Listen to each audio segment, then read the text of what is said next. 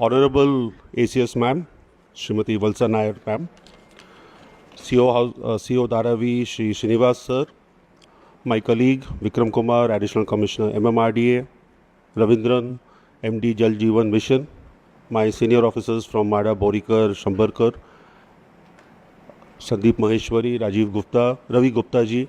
And firstly, I would like to congratulate ILETS for hosting this special event and primarily focusing upon MADA and the housing segment as far as Mumbai and Maharashtra is concerned. I guess already Honorable Minister and our ACS has already sounded our way forward, and subsequent to this opening ceremony, we have a panel discussion where I would be speaking a little more. So not taking much time, I would just like to highlight upon 2-3 points pertaining to MADA and pertaining to the private sector as far as redevelopment is concerned. It's a matter of pride to be associated with this organization, which has a history of almost 75 years since the formation of the Mumbai Housing Board in 1949. MADA was set up in 1977. And in this path of 75 years, we have constructed almost 9 lakh houses, 2.25 lakh houses in Mumbai. And yet, our commitment to provide affordable housing to the citizens and protect the tenant rights is still something on which we have to work very hard upon. As Madam mentioned, that it's not only the question of construction of houses, but the aspect of affordability, sustainability, and innovation in terms of technology and promoting green technology and even using AI for this purpose is the next goal on which we will be working in the coming years. Our focus remains the same with a slight change, and now it has come down to a vertical growth through redevelopment, considering that Mumbai is a landlocked city and with limited geographical boundaries. The challenge, as everyone knows, is rapid urbanization, the growing population, scarcity of land, scattered buildings, and most importantly, in redevelopment, the existing buildings which are there have already consumed FSI of more than 3. In all this, government has played a very proactive role in the last few years, and there have been many amendments made in the DCR. The FSI has been enhanced, and most importantly, as far as redevelopment is concerned, the compensation policy for the landowners, which was something as a limiting factor, has been taken care of by the amendment in 79A, whereby initially the compensation that we used to pay used to be 100 times of the rent in case of a forceful acquisition. Now that has been redesigned as 25% of the ready-reckoner rate or 15% of the built-up pre-sale value, whichever is higher.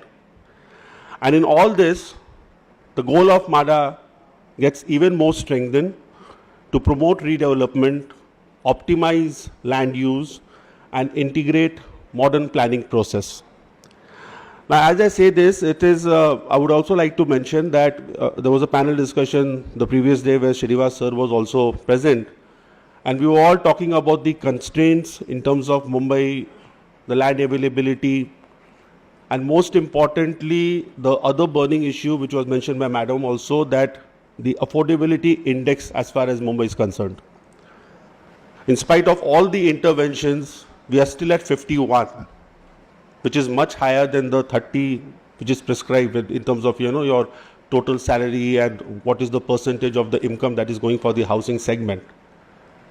Second is, initially we were more focused on individual redevelopment, but in the last 1-2 years, the government priority has been to encourage cluster redevelopment, both in the 114 layouts which belong to MADA, and also the redevelopment of the CES buildings which is in the island city.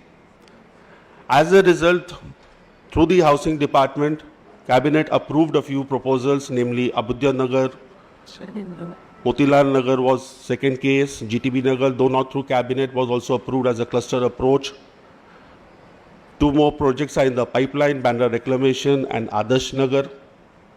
The most iconic project of redevelopment under 33-7, obviously under 33-9, Kamathipura, is almost on the verge of being floated as a tender. But I see to it that the private players and the private real estate stakeholders also have a very pivotal role to play in the coming years. As mentioned that, there's a projection that the needs of Mumbai, especially in terms of affordable housing is concerned, would only increase. And though Mumbai has registered a very high growth in terms of sales, yet the question of providing affordable housing, which is below 65 lakhs as far as Mumbai is concerned, as per the RBI norms, is something that on which all of us has to work upon.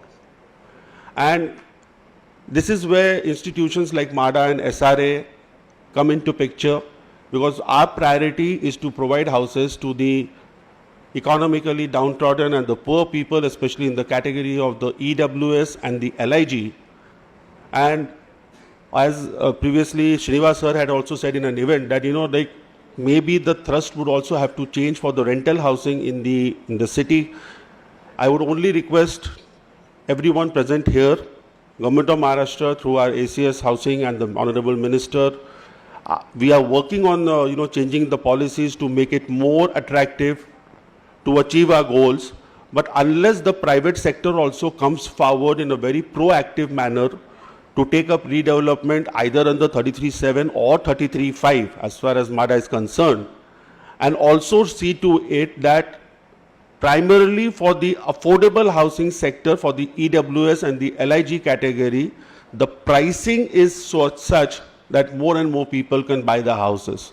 With that introductory note, I would like to thank ELITS and eGov and even the sponsor for this event, Raymond's Reality, for hosting this event and calling us for the inaugural session. Thereafter in the day, we have a lot of panel discussions, so I think there are a lot of ideas would be floating in and the suggestions would be coming through. So once again, thank you. Jai Hind, Jai Maharashtra.